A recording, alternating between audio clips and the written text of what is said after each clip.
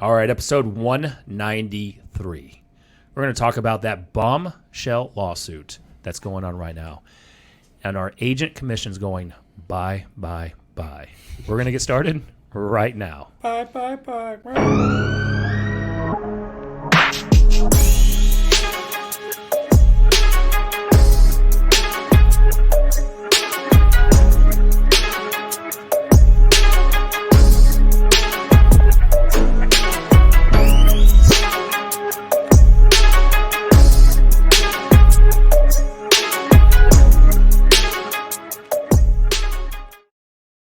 Interesting. All right, episode 193. Today we're going to be breaking down the Bombshell Lawsuit, and our agent commission's just disappearing. They're going bye, bye, bye, and I'm not singing that, Kelderman. Working for free. You can sing it. I will not sing that anymore. That was my sophomore, junior year of college. Who is that? Is that that's Backstreet Boys. Backstreet? Yeah. I thought it was NSYNC. Maybe it's NSYNC. I don't know. I was going to say, is it NSYNC? We're getting old. Damn. Unless it was Timberlake, all of the other 9 of those guys just disappeared. Yeah. So who cares? Yeah. Yeah. Disappearing like our commissions. Let's There you go. Right. Bringing it I'm back. just going to go back for 1 second and then we'll go back because this is going to hit hard, dude. Like, just take some time. Take some time really quick to go look at an old picture of NSYNC in their prime and just ask. If you want to just ask about shit that human beings will fall for and get excited about, just ask yourself what kind of society we were living in when Joey Fatone was like a sex symbol for like a decade. Yes. Yeah. And then look at him now. We were like, what were we thinking? He seems like a nice guy, though. I shouldn't be mean. Yeah. So, by the way, this is not clickbait. We're actually going to break this down of this Bombshell Lawsuit, just what's going on with agent commissions, what NAR's talking about. They're really going after the Department of Justice. But there's a couple of things that we got to get to before we start on that, which is, first off, it's David Bentnick's 30th birthday today. Yeah, it is. Hey, happy birthday. So happy Friend of the birthday, show. DB. You look way older than that, bro. Yeah, 30 years old. And you know who's not 30 and older than that? Oh. Theron for sure. Theron and Mortgage Mike. Actually, probably all of them. So we can go in order. That's Mortgage Mike, our favorite loan officer, giving you that Mortgage Mike stamp of approval. Look, if you're in Texas or in Oklahoma, you're thinking about buying a home, you're an agent because you should be listening to the only real estate podcast worth listening to. You need to send in your clients to Mortgage Mike. He's the really the deep expert when it comes to really that interest rate buy downs and helping your buyers get into that property at a much lower rate and better payment. So go to Mortgage Mike. So mmgloans.com, not Mortgage Mike of Texas anymore. mmgloans.com, and tell them that the guys from the Only Real Estate Podcast Have you worth listening to. asked sent you him over. any backstory on that? I'm fascinated. Did he just not own that domain? I don't know. We need to have him on the show. We need to become like this, but for real estate. Do you know there are people out there, like, anytime you have like a high school athlete that's gonna go pro, like, dudes will just buy their names, domain names. Happens all the time. First off, I'm not 45. It's extortion because Who then said they're I'm gonna. 40? I'm 40. Yeah. I'm about to be 44. I'm not 45. This lawsuit has been here before. I don't No, know. wait, I am 40. I said I'm about to be 44. I am 44. Oh, shit. Yeah. You're right at the age where you Start forgot forgetting how old you are. I have Yeah. to do the backwards math for the year. How old is our favorite home warranty guy? Theron looks Oh. like he's probably. He's 28. Let's have Yeah. him chime in. I'm gonna guess 34. I'm gonna. The I'm going beard makes low. him look a little older than That's the 40, thing. I'm going to go 36. but I 36. think I'm gonna say 37. I'm just going by time of like being a parent too. He's got kids. Kids always come into play. Were you a young dad, a medium dad? Yeah. right. I think it's Old 37. dad like me. I was old dad. But look, while we're figuring out how old Theron Smith is over at Armadillo Home Warranty, get that hard shell protection when it comes to writing that contract. Make sure you're asking for a warranty, and get with Theron Smith at armadillo.1/TOR, TORE. They got that one-page contract, no exemptions, no exceptions, whatever it is. No Yeah. exemptions, excuses. Yeah, all Those those on the a three shirt. E's, the triple E's. Exactly. But you know who's not 30? This is going to play super well. Yeah, Keep it Keep going. away. yeah. Keep You it going. No, you keep tell going. me Because who's she not. never will be. There you go. Yeah. Way to walk Dana out. Wynn over at Homeward Property Management. Yeah, yeah. So, Homeward Property Management. Go to homewarddfw.com. You're looking for that Dallas-Fort Worth property management company who's going to take care of everything for you. She'll drive across town and get your Amazon package. She That's literally- Dana Wynn. Homewarddfw.com. If you shift it to your house, call her personally. She will pick it up for you and mail it to your primary residence. I just had a conversation with another agent though that might be sending 4 more properties over from their investors to Homeward Property Management. So whatever we're doing here is like working. Yeah, we got absolutely. another- 36 for Theron. Okay, 36. all right. I was 37. Nailed Brian nailed it. I was one up. No, I know. I was off by 8 years. Dudes but- with beards know how old each other Oh, are. for sure. Here's the thing with beards. So, like, you guys, like, I grew the really long one, and then I took it back way too far, and now I'm growing it back out. Judah at the house the other day, one of the boys in our house, was like I fell asleep and I was snoring, and like when I shaved my beard down, I went too far, and like I don't have a chin, and I got like the fat double down here. Like I grew this beard for a reason. I'm trying to hide shit, right? Yeah, exactly. And he looks at Victoria and he's like, hey, does he snore like that because he doesn't have a chin? He was like, he had no idea there was no chin under this beard hair.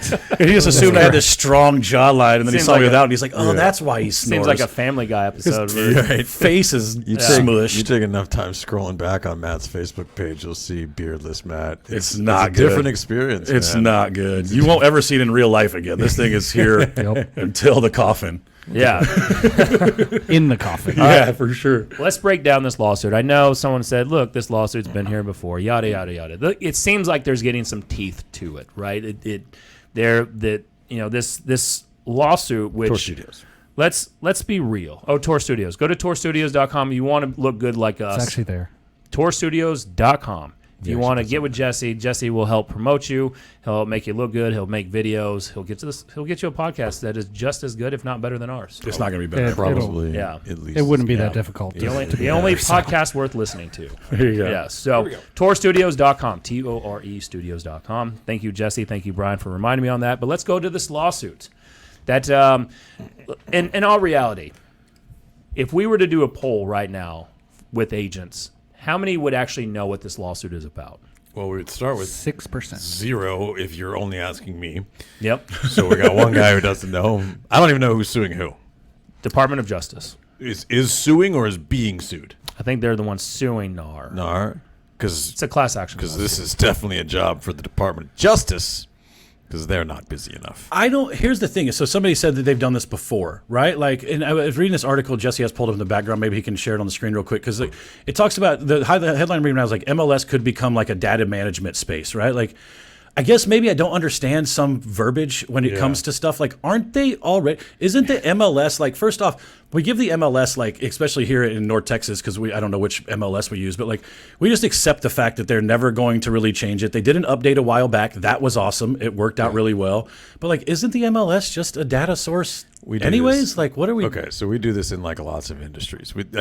They do this notoriously on Wall Street and in high finance, right? You just create like high level talk to explain really simple things to make you sound more important. The MLS is a data management system. The medical field does this, by the way. They call it bronchitis because it wouldn't sound professional to call it gross cough, right? Like you don't need to make things as complicated as that. You're right. Like I don't even know what that means. It sounds like a lot of people do these things to try and sound I smart. have so much confusion around why this matters. There's so many practical things that I want to get into on this show that I think at the end, because like I'm a part of this one Facebook group where like the person who runs it always bags on buyers agents, and it's funny, right? Like it's funny in the way he comes up with new and inventive ways to bag on buyers agents. But at the end of the day, he also works with buyers too, right? Like it's not like he doesn't have any buyers, but. The point of this is I still feel like at the end of the day, as a good listing agent is still going to offer compensation. Let me jump it off right here. What knucklehead is going to walk in and take your industry standard in your marketplace, whatever that is from a listing side of things, right? Whatever that percentage is, and then just keep it all in their pocket, right? Offer no compensation for the buyer and being able to walk into living room after living room for years and years and never gain the reputation as the guy who's taking twice as much to do the same job. Because for me, if I knew Nick was doing that, and I was on a listing appointment against Nick, I would just use it to undermine him all day long. Your first value proposition would be that you're enticing buyers agents. Yes, like it would be. So I don't see this as something like listing agents should be flexing on right now. Like you still are going to have a job to do to get the home sold. And it's going to involve a buyer's agent most likely. Well, it's a Pandora's box you can't close again. So like, I'll say this, and then I want to actually understand what the lawsuit like totally is, because I don't even have clarity on that. That's what I love about the show. We're learning along with you, reading Rainbow, right? Like, up until I think it's Jesse, we did this on the show once. I think it's the early 90s is when buyer's agency came into effect. Yeah, something like that. Something like that. Like it was only like 30 years ago or something like that.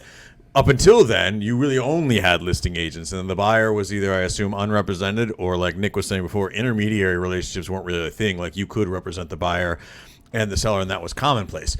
But you can't put the Pandora back in the box, though. Now that it's commonplace for buyer's agency, Matt is 100% right. If you're walking in the living room saying you're going to keep all 6% and telling your sellers that, it's a pretty easy move to parlay that with, okay, well, I'll offer half of my commission to the buyer's agent. That's going to attract more buyers, right? Like, so it's difficult. It seems to be difficult to put that back in the box. So despite the idea of like the outcome of this lawsuit, is this not some sort of at least semi-self-policing thing?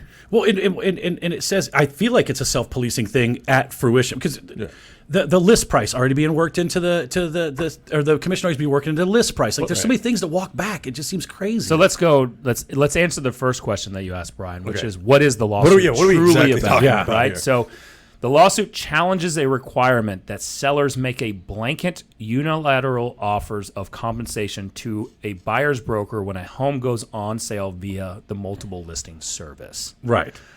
Which so basically the understanding is if you're going to list a home on the MLS, you have the requirement by the MLS is that the listing agent offers, or maybe they're saying the seller, because they're saying the seller has to offer it, a compensation to bring to a buyer's agent. Okay. Well, and there's a couple of things there that I want to just touch on there. Like if you're saying like, is the lawsuit basically saying that it's forcing sellers to offer something? Because then that's kind of controversial because the way the listing agreements are written, it's actually the broker offering the other broker. I saw this in a big group that we're all a part of is like, apparently this has already happened in a lot of MLSs where they allow you to offer 1 cent. Yeah, so Bright MLS has now, which is the second largest MLS in the US, has now started to allow where they're not requiring listing agents and or sellers to offer a commission like a buyer's agent commission. This was the change though, is that's what I was seeing in this group was that they're now making it so they don't have to offer a commission at all, but it's always been that they only have to offer 1%. And no one ever did it. Right. So I kind of go back to Matt's point of like, isn't this kind of just a capitalistic self-policing thing where you're incentivized to offer a buyer's agency commission? Here's the challenge I have. By the way, like, obviously this is a hot topic. We've got a ton of live viewers on this. Tag an agent and share this out, right? While we're live. And then go to the only real estate group worth being a part of on Facebook, and let's keep this discussion going, because like what we're not trying to do, right? We're not trying to violate any commission. We're not talking about any standard commissions or anything like that. There are no standard commissions. Yes, we're going to scooch all around that. Yep. So let's make that part clear. But ultimately, like if you were to sign a listing agreement with a seller, right, and you've got that total amount. To me, the way that I've always viewed this, and this is where I've always had problems with agents, is, I'm offering a portion of my fee, whatever my fee is, to incentivize another agent to bring a buyer to my listing. It's coming from the seller, absolutely, but I'm charging that we're just charging that to the seller. Yeah, so, I think that the thesis is like you're offering a buyer's agent the commission, and buyer's agents are attracting buyers, so it's a marketing tactic. Correct. And so with that being said, theoretically right now, if you've got a lot of inventory on the market and you're offering a lower fee to an agent to bring their buyer there, are they going to want to take it or not? That's their call, and to do so. So are we going to that path, or are we going to say, all right, if you offer 0, right, Matt? We just talked about this. If you offer 0, is a buyer going to want to pay an agent to represent them, or are they going to go straight to the listing agent? Then we're now trying to navigate intermediary relationships. Then we've handled this lawsuit from the seller side. Then buyers are going to bring a freaking lawsuit and saying, I was not represented properly and correctly, and I felt like I was steered. You got to undo the intermediary thing then, right? Yeah. That's what it feels like, because I also have this problem with the idea that the listing agent is offering some kind of compensation.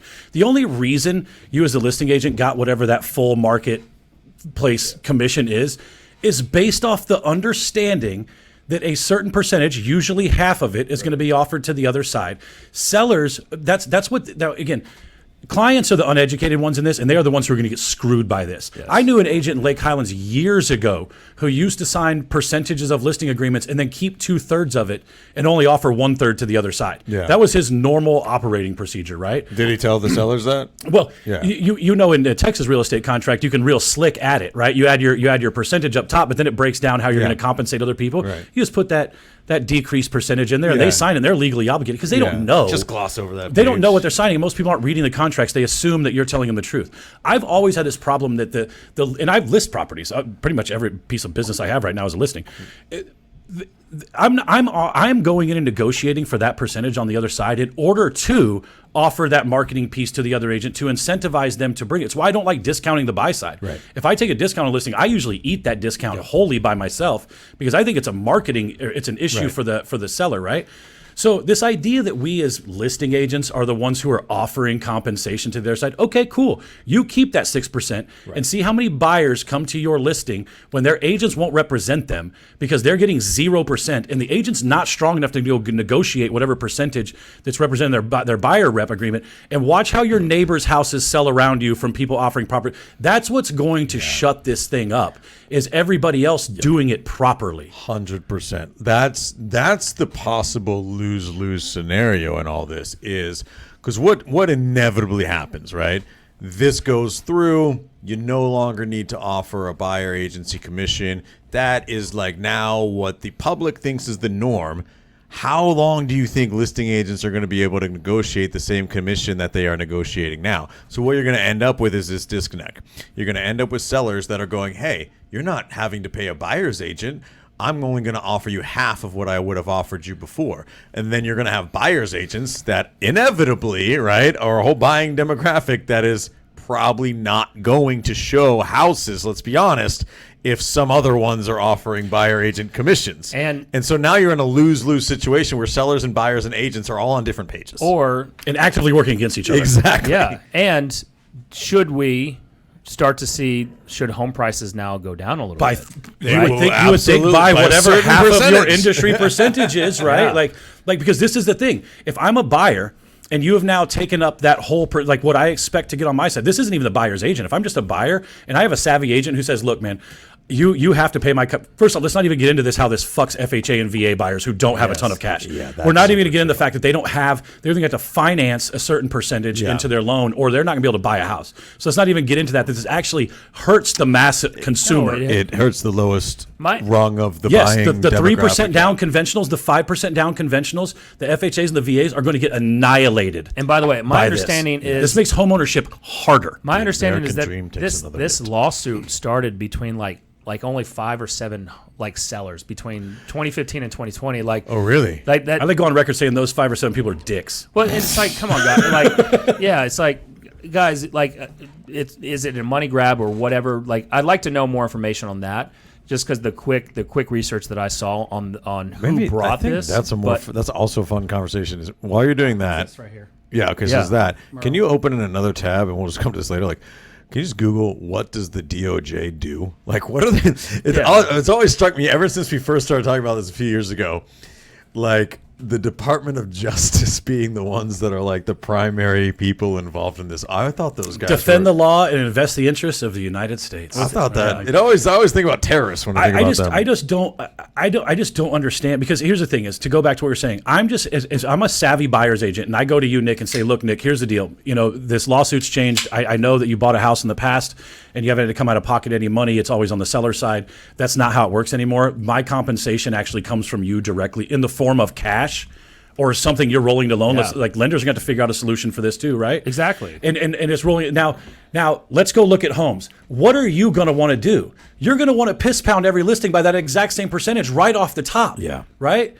And now as a listing agent, you're going to have a conversation with your sellers about why you are so great that you should be able to keep this giant bag of money while everybody and the other people are now hammering your buyer or your seller for a reduced price, right? Like, I just don't think anybody's good enough to justify this level of compensation for themselves. On the listing side, you're just not doing that much as a listing agent. You're just not.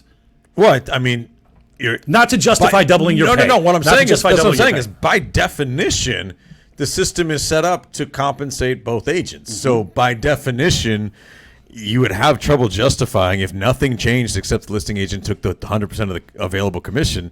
You'd have trouble justifying that you did twice the work. Yeah, you just look. We've been in this industry long assuming enough. that No, you're you just still don't. getting the same commission amount. That is that's what I'm talking about. Yeah, that's that that's- lose-lose scenario that I'm talking about. Now, no, I actually think that's the scenario where this comes back into play to being advantage to the industry.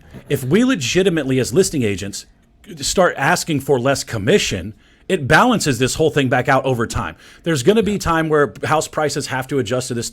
Fortunately, it's only a couple of percent, so I think it'll probably just blow right past it because it's in our market it would be less than 1 year's worth of appreciation, anyways.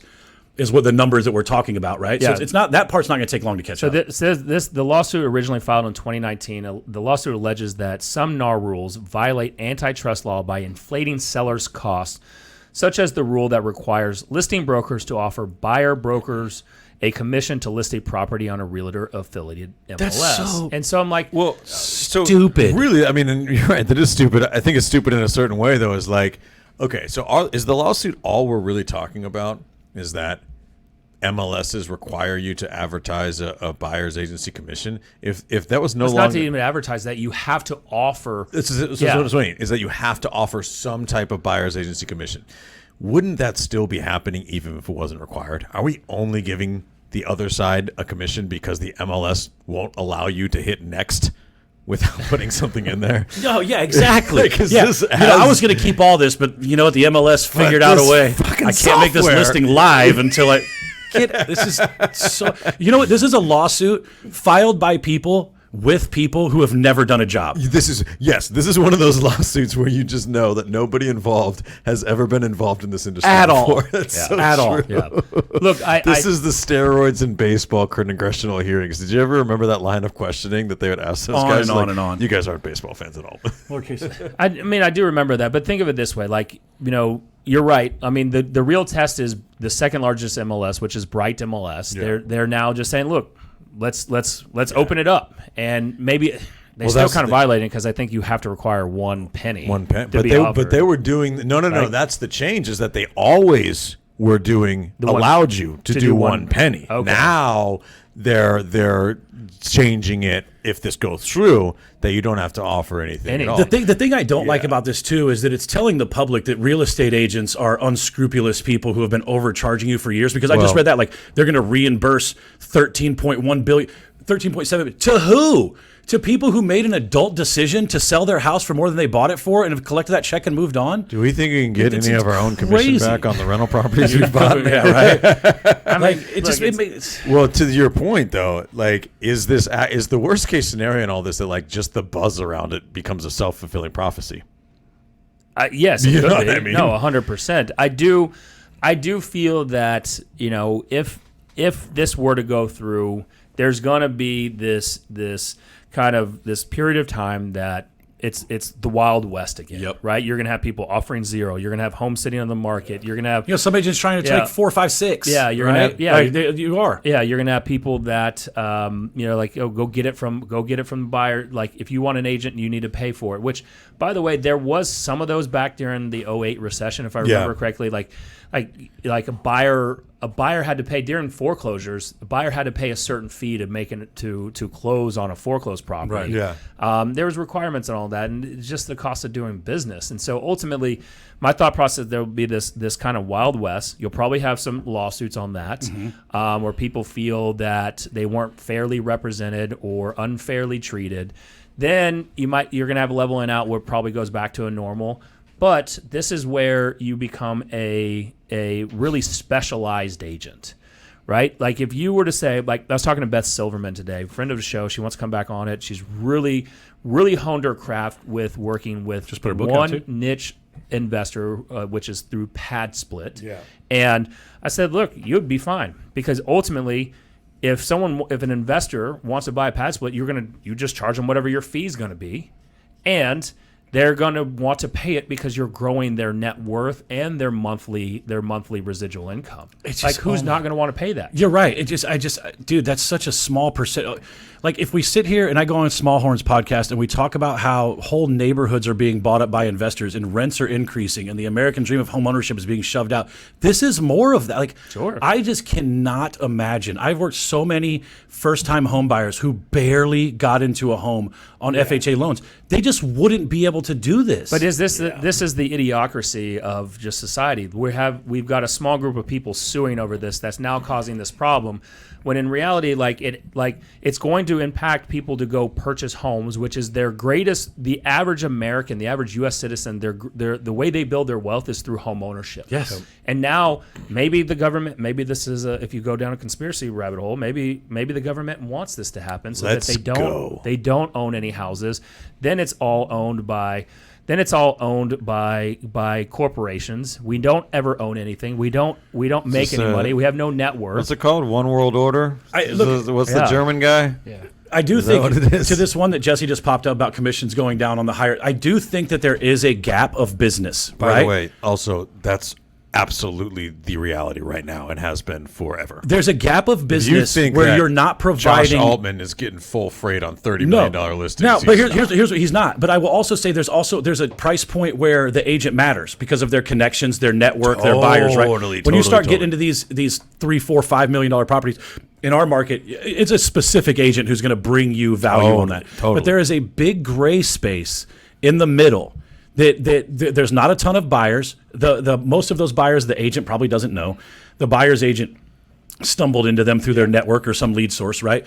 I do believe that there is, and I've done this. There is a price point where I'm not trying to get our market standard, right? Because I'm up against people who are probably discounting a little bit, and I'm not doing $90,000 worth of work. Like, let's just be honest, right? Like this is not $90,000 worth of work for me. So there's a trade-off there because Yes. you're right? Like, so let's just say it's a $50 million listing. Let's go crazy, right? The agent obviously matters. You know what I mean? And so also, I think around $3 million, the agent starts mattering a lot. Yeah, I think that's where your depending network, on your area. Your area, for in sure. Compton, probably not, because that's what it's just California, or houses even like cost a lot of money, San right? Francisco, like $3 million is probably their starter price. Nothing. Yeah, exactly. So the agent absolutely matters. It always matters, but it matters very much. And at the same time, one, there are no standard commissions, but you probably wouldn't be taking standard commission because the agent matters, it's their network that also matters, and that is something they've built up over a career. And so it's not like they're starting the marketing machine from scratch either. They've invested long-term in building that network.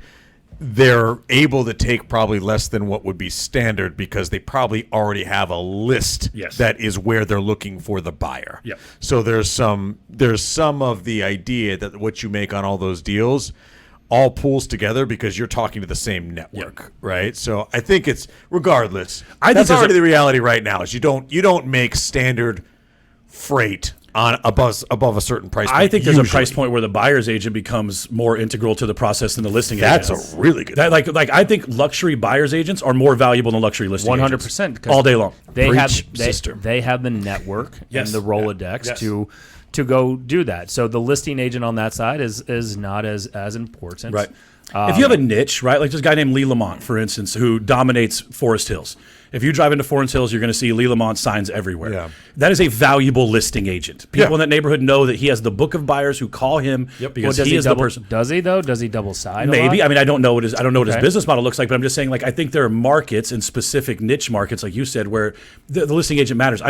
I have done luxury deals on both sides of it, and I will tell you, I would rather have a luxury buyer who is looking at all the luxury properties than have a luxury listing that everybody's looking at along with the other 100 of them. Correct. No, 100%. And you know, the one that said I see commissions percentages going down on homes over $1 million. Also, we see commissions for our buyers often. We roll it back into the offer. We might see that. That was back in 05, 06, 07. Yeah. You know, in right before the 08 crash, what we would do to get seller concessions is we would typically roll that back into the loan or into the sales price. So it's like, all right, they're asking 225, we would go 230, 232.5 and just ask for the $7,500 in closing How costs. does that work at 6.5%? Like you're asking people to finance an extra 2 to 3% at 6.5% interest right now. And even 2011, 2012, we were still doing. Like I remember a deal notoriously that I rolled out. Like that was it was a VA deal too. So they got money at closing. Yeah, they got money, and so ultimately you see that, but you're going to have to maybe the appraisal guidelines loosen up a little bit. Like if it's saying this is going towards commissions. But then they're financing 2 to 3% or whatever that fee is going to be, and now they're paying that over 30 years. I just feel like we're eliminating we're eliminating the Americans who benefit the most from home ownership by taking 2 to 3% and moving it to the other side of the closing disclosure. Let me ask you, it's a bad idea. Is this system broken? What if we start doing this? Real estate commission system? 1,000% is broken. There are 1.2 million real estate agents right now. That right there proves the system is broken. No, I disagree. No, absolutely not. There are way too many people. It does, because there are so many people jumping out of their cars to get into real estate right now who have absolutely no business. We talked about this last week. But that has nothing to do with commissions. I think that's more of a barriers to entry I think it does have everything to do with commissions, because then those people who easily got in this industry now walk into our friends and family's living room or potential clients down the road and provide them a terrible service, which at an increased or decreased percentage. But that has nothing because to do there are with no checks and balances in what service you're actually providing. That's the broken part. Well, that's the marginal agent we talked about. I think on 192. Was that last week or 191? Last week. That was last week. No, we had Bendick on last week. Yeah, 2 weeks ago. 191. So go back to 191 and figure out, are you a marginal agent? Figure it out. I would tell you that's the barrier to entry versus because they see. First off, we're only talking about if you really look at this industry as a whole, right? If you look at massively, that's a lot of money. But as a business owner, right, we're looking at single digit revenue. I agree percentage wise. Yeah. I agree with Nick on this only for one reason, right? Is it's not a commission thing, it's a barriers to entry thing, only because what we don't talk about is those marginal agents, right, that take a lot of the available commission. We talked about this 2 weeks ago. They're never they're not often the same agent. For every agent that gets out of the business, somebody else gets into the business and becomes a $15,000 a year earner because they just didn't go all in. And so until you fix the barriers to entry problem, I don't really know that it matters what commissions are. As long as you have the opportunity to make unlimited income in real estate, which I don't think is going anywhere, but you also have very low barriers to entry, I think you're going to have that revolving door that's going to create that pool of people that are never the same people, but they're always. It's like being an appraiser, right? We talked sense. about it in episode 1, and as an appraiser, you have to work under an apprentice. You have to work as an apprentice to work your way up. And here, I know people that are brokers that got their broker's license just waiting the time period. Yeah, and they're 5 deals. Yeah, and do a couple of deals, and now they're running and leading brokerages and leading agents, and I'm like, that's the problem. We know whole brokerages are built off people leading who never sold a house. And so it's not. Don't we ever? It's not a commission problem because people got in thinking it's easy money. Yes, right. That I could see where you're thinking it's a commission problem, but it's really the low barrier of entry. Number one on that part. But we're really looking at single-digit percentages off of for revenue creation. When you go look at a lot of other companies, they're looking at profit margins and revenue margins in the double digits. And so, we're just working on a scale because we can sell. We could sell quite a bit if we're really good at it. But again, the marginal agent sells less than 5 houses a year, which is 35% of all transactions. Yeah, and I don't feel like obviously they're taking 35% of the transactions. But to your point, I think those 35% were up for grabs anyway. The same agents taking 35%. Yeah, that's up for grabs every year. Just the people who don't do a ton of research on their agent, they signed with their buyer's agent who probably shouldn't be a listing agent, right? Or I would guarantee you almost all the deals that you do if you are a marginal agent are just friends and family. And they're just not talk about low barriers to entry. They're just not even interviewing you to see if you're a qualified and that's probably what it is. Because we've all walked into living rooms where I have said very little, and people be like, "Okay, yeah, whatever you say," and I'm like, "This is a terrible way to run your life." It's just first off, just to agree with everything I say. You don't even know what you're signing. I don't even agree with myself. And I feel like there is a certain amount of people who are going to do that, right? You got me here, I'll let you take me there, and you don't realize until afterwards that maybe they weren't the best driver from point B to point C, right? And so to your point, I think that's what I'm thinking of. I cannot see how this benefits anyone. It doesn't. I don't think it benefits the seller that's at the all. Point. Zero. Like it only benefits the attorneys. Well, sure. Right? And then the few people that brought the class action lawsuit, it benefits them, and those are. Are we worried about NAR having to dump into their coffers to potentially pay this? Because like there is something from an NAR standpoint. Like if I'm right, the NAR is the second biggest lobbyist behind the NRA. It's whatever. It's not NAR, but it's like whatever the super PAC is called. Whoever's in Congress standing up for real estate agents. They're the right? second biggest behind the NRA, right? Look at something like this go through, and they want compensation of $13.7 billion. I mean, is that a real problem? Because here's what I do like. I know a lot of people hate this when I say this type of stuff. I actually like being lied to and confused by the government. My mental stress and anxiety can't handle knowing what the government's doing. Right? So if you have a system where the people... tell us it'll be all right. Yeah, well, you have a system with the lobbyists with the most money, and I happen to work in an industry where those lobbyists are pretty high up the food chain, I kind of don't want them to lose their position any more than I want like America to like I don't like that Brazil and China are now currently doing trades in what's not dollars. Oh, bro, like 100%. That's super scary for the United States. Yeah. I want the United States to continue to USA all day long, right?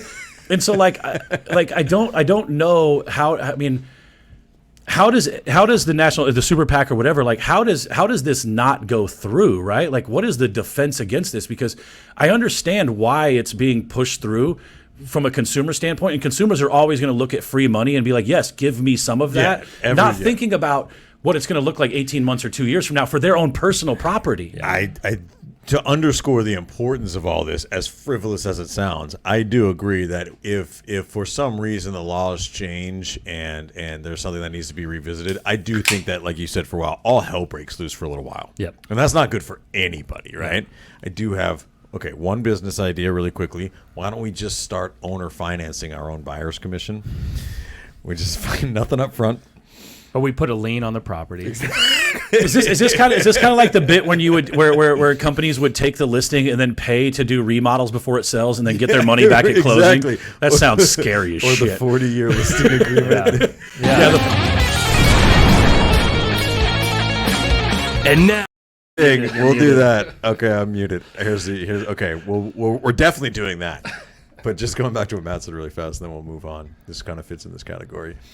I think that this is one thing that would very much be an eye-opening experience for every American, because we've had a lot of like political turmoil in the last, 6-7 years. Yeah. And talking about like America, what it is or isn't.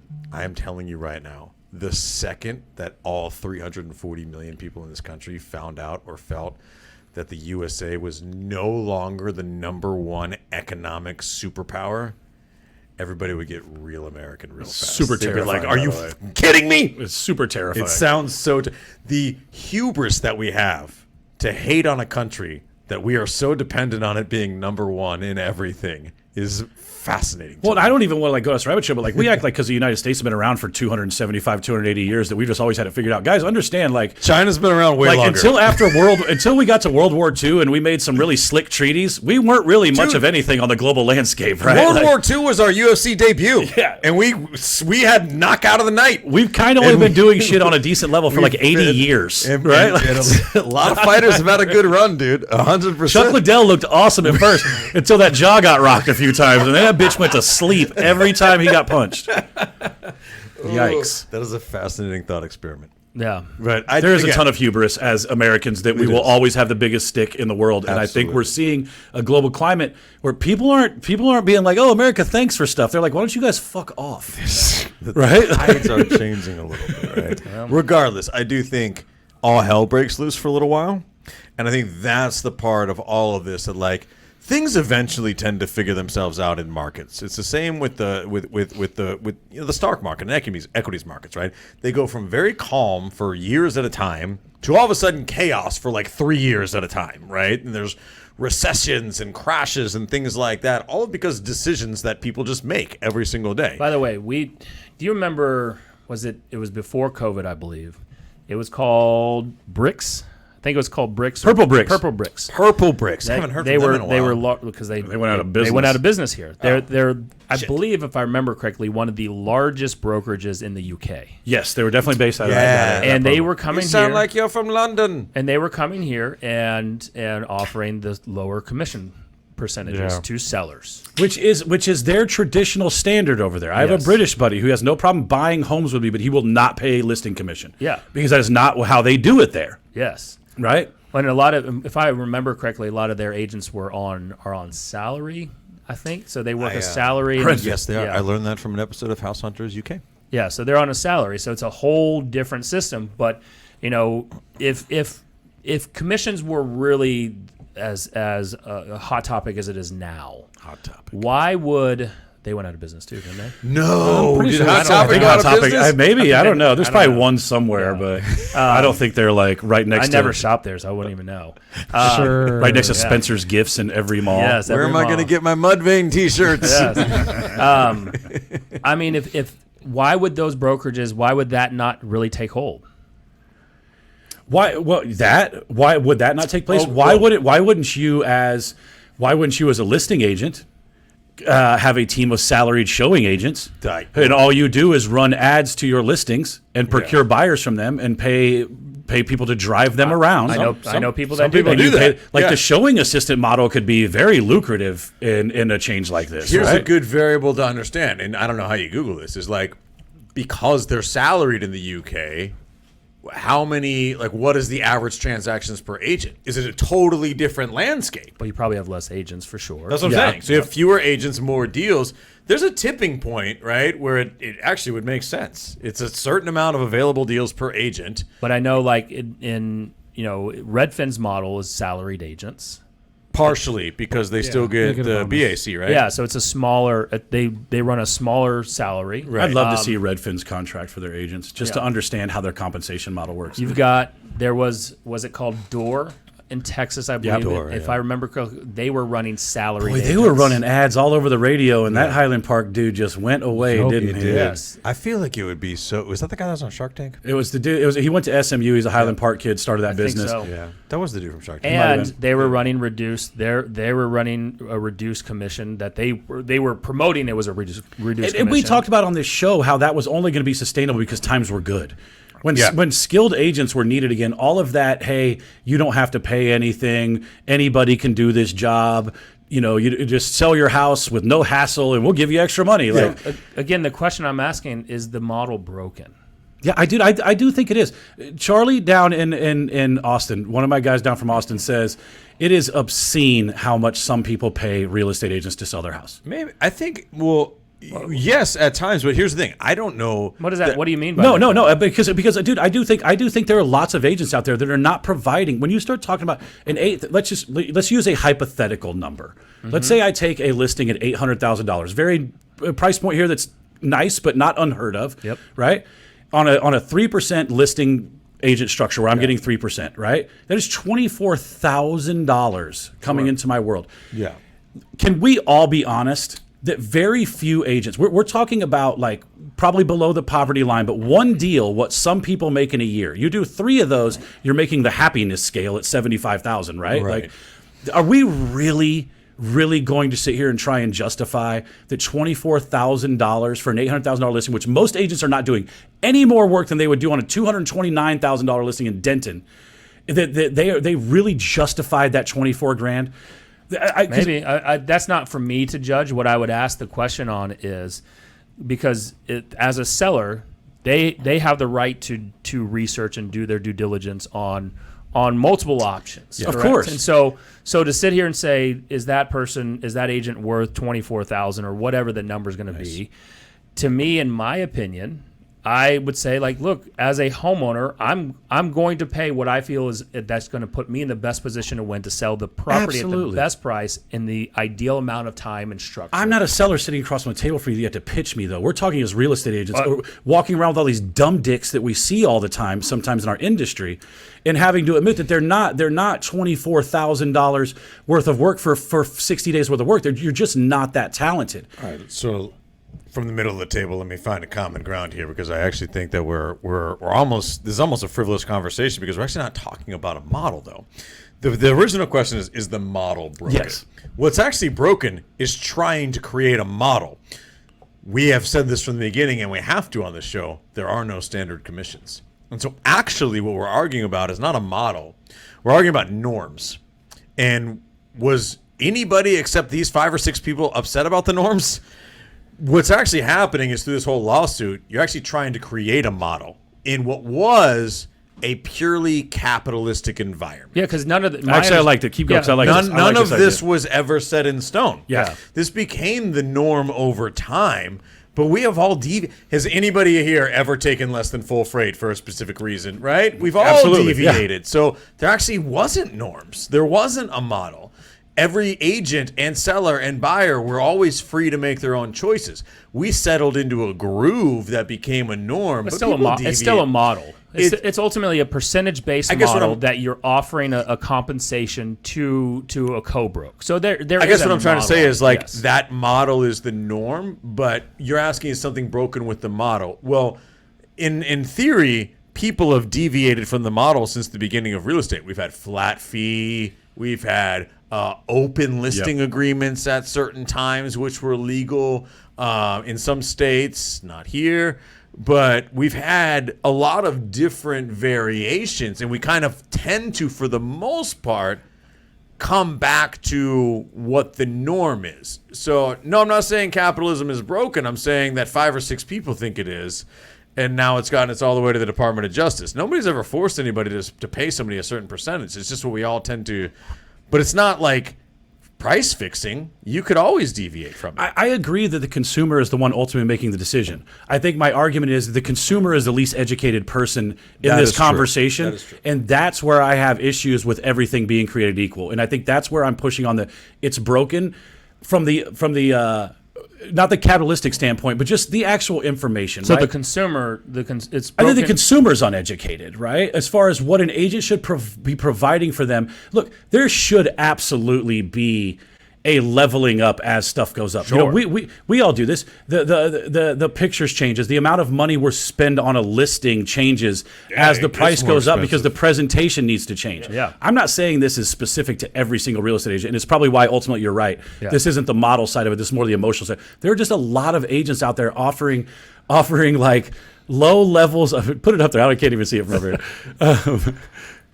I knew that's where he was going. I'm not saying Matt's not a socialist. Matt has a I love very how Matt's referring to Matt in third. Matt third has. person. I'm like Bob Dole, babe. Bob Dole. Bob Dole. Oh, that's a good reference. I'm not. What I'm not a fan of is I'm not a fan of people coming into an industry that provides for all of our families, and that we do at a high level of integrity, and giving them any kind of leeway on the fact that they half-ass it just to collect more money because the consumer doesn't know any better. That's the part that I hate about this. Sure. Let me ask you this, because I'm agreeing. I will agree with you on that, because ultimately, number one, I feel that agents should. There should be a transparency level in how many homes agents have sold. Yes. Right? Because let's talk about that transparency. Because here Putting up like bowling scores. Here's Let's just put them on a big board. here's the puffery, right? So you can that's an true. agent walks in and they say they're number one and they just got licensed. Yes. They've sold more houses than anybody else. They just got licensed. What a unique and interesting choice of words. Puffery. If they're not, well, I think that's in It's actually it's in in the state in an exam, by the way. Yeah. Is it? Yeah. Yeah. When you go get It licensed, is. they talk about puffery. Oh, that's they awesome. do. I don't remember. You're not supposed to do it. You're not supposed to do it. You're not supposed to. And they really relate to that more into the listing description. Yeah, okay. But That's why I use the word boast 3 times in every single. yes, but It's a nice neutral word. while I agree with you, there needs to be better transparency on that. I believe that a seller and a buyer who hires an agent or a broker, the onus is on them as well to do their own due diligence. Sure. Now the problem is a lot of agents they lie. They lie through their teeth, right? Because what do they want? They want the deal. And so this is that snake oil salesman type mentality where all they're doing is just, hey, I'll tell you what you want to hear. Oh, you want this price? Oh, we'll get that. And then they do it through the whole transaction, by the way. Yes. Agents who do that have no ability to attack what is very mild conflict up front. And they just do that. They just do that through the entire transaction, right? And I agree with you. That has nothing to do with the model, but it is the part of this that I think this is why this lawsuit exists. These 7 to 9 people, I would venture to say that 80% of them had a terrible agent who they felt like didn't bring a buyer. Here's what happened. These sellers, after the transaction got done, was, dude, I brought my own damn buyer. I had to get the house. Like, they told us what to do, but they just took pictures and put it on the MLS, and I can't believe I paid them $24,000 for that. That's the This is ridiculous. No, they didn't pay him $24,000. They paid him $48,000, and then 24 of that went the other direction. That's the feeling. And now they're like, dude, I just paid $50,000. I just took 6%, 5%, 4%, 7% of the equity in this house that I bought with my hard-earned money and gave it to somebody, and all they did was take photos. Like, I get why consumers would be upset about this. And that's the part of the model that's broken. And maybe it is the barrier to entry. Like, I don't know how. But when they bought the house, they didn't spend any money. Of course. And that's where right, the people filing the lawsuit are only worried about. It's only worried about current Matt. It's not worried about how past Matt got to current Matt. People don't remember that. That's the human condition that you can't avoid. And it's the same question I've always asked for sale by owners. I'm like, you're asking market value, which has a fee. There is market value is with everything built in, because the average home, the majority of homes sell through a real estate agent, and typically probably through the MLS.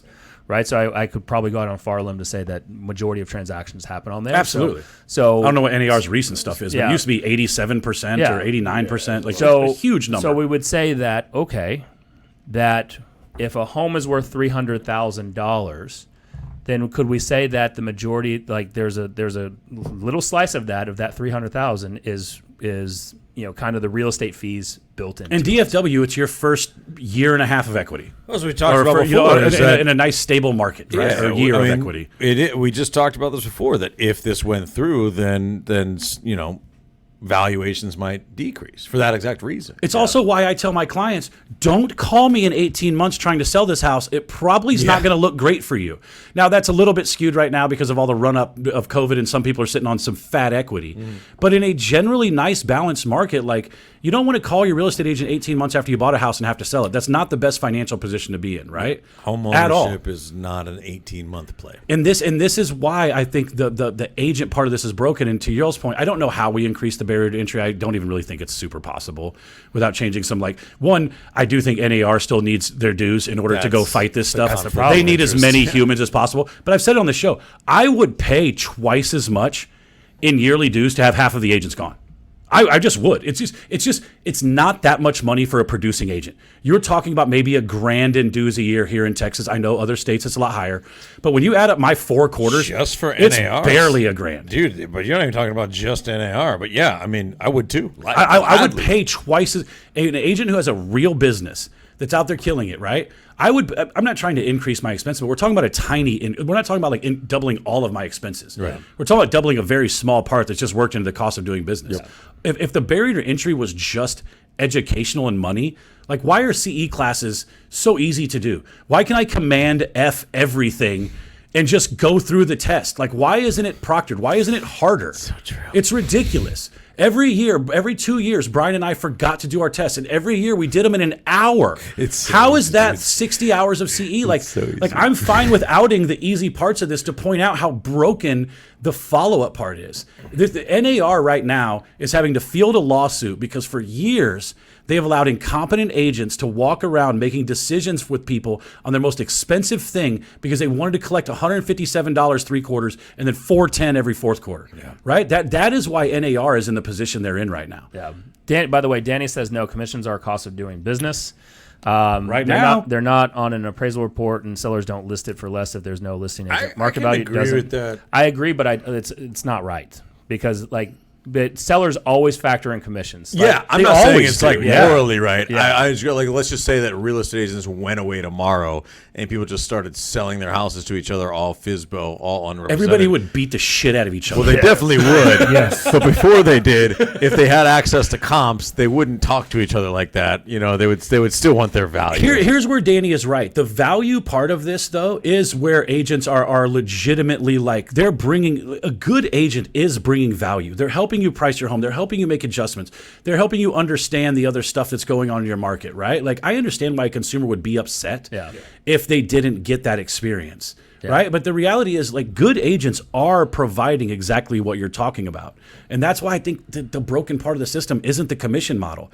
It's the people representing the commission model. Of course. It's just this massive group of people running around with no formalized training, saying whatever their broker tells them to. God forbid they get with an unscrupulous broker, because then he's going to tell them to do all kinds of slick shit. Yeah, exactly. And now we got somebody else out there perpetuating this idiotic, like, that should be the lawsuit. It should be.